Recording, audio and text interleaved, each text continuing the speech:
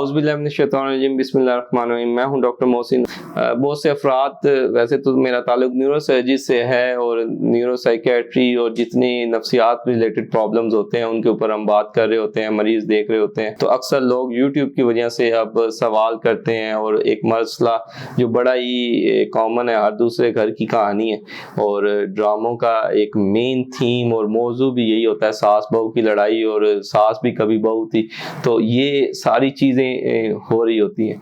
अब उसके अंदर एक मेडिकल रीज़न भी है जिसको हम सारे लोग इग्नोर करते हैं, और वो ये है कि जब बहू घर में आती है, वो यंग एज में होती है और उसका प्री मेंस्ट्रुअल सिंड्रोम एक ऐसी कंडीशन है कि जब माहवारी आने वाले दिन करीब होते हैं तो उसके अंदर तबीयत में एक खास चिड़चिड़ापन होता है। उसको ना तो चीज़ें अच्छी लग रही होती हैं और फजूल की कोई एक टॉपिक पकड़ेंगे और उस पर बहस शुरू कर देंगे, और उसके अजीबोगरीब हर चीज़ का उन्हें बुरा लग रहा होगा। क्यों? वो हार्मोनल चेंजेस हैं। जैसे मर्द के अंदर टेस्टोस्टेरोन का होता है कि उनको हर चीज़ पे गुस्सा, चिड़चिड़ापन, ये चीज़ें आ रही होती हैं, हार्मोनल इफेक्ट्स आ रहे होते हैं।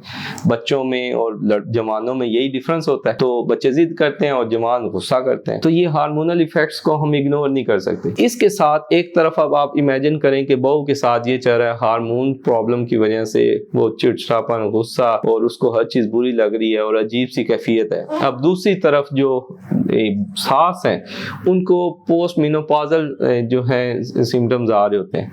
पोस्ट मेनोपॉजल जो है उनको ये होता है कि डिप्रेशन है, ड्राइनेस है, अजीब सी गर्मी है, अब उनका टेस्ट नहीं आ रहा और हर चीज़ के अंदर खुश्की सी उन्हें महसूस होती है, और उसके ऊपर उनको होता है कि बस ज़िंदगी ख़त्म हो रही है, और उस उदासी, परेशानी, दिल उदास, परेशान, छोटी छोटी बातों पे रोना, और कभी ऐसी बात कोई हो जाएगी तो उसके ऊपर ले के वो रोना शुरू कर देंगी। अब इस दौरान जो बेटा, वो एक तरफ तो उस सास का बेटा है और दूसरी तरफ उसका शोहर है, अब वो फंस जाता है। अब वो जो फीमेल है वो अपने हार्मोन्स की वजह से हो रही है, जो वालदा है वो अपने हार्मोन्स की वजह से।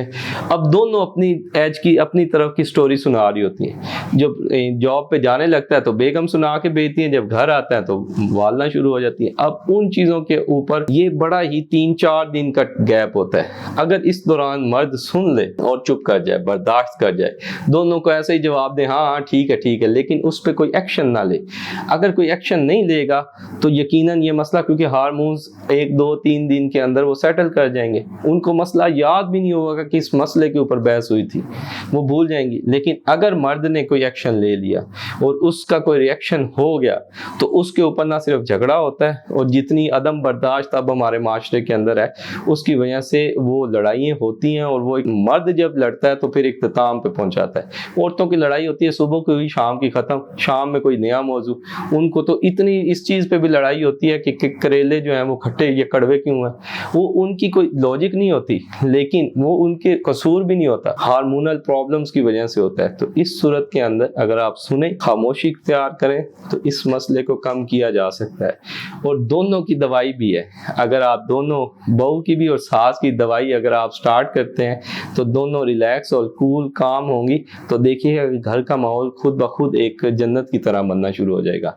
तो ये मसला अक्सर हम इग्नोर करते हैं, मेडिकल से लोग हैं नहीं, तो क्योंकि मेरी माशरत और इसके ऊपर ज़्यादा होता है, डीपली वाज़ बात कर रहा होता हूँ, तो इस वजह से इस मौजू को हाईलाइट करना भी ज़रूरी था।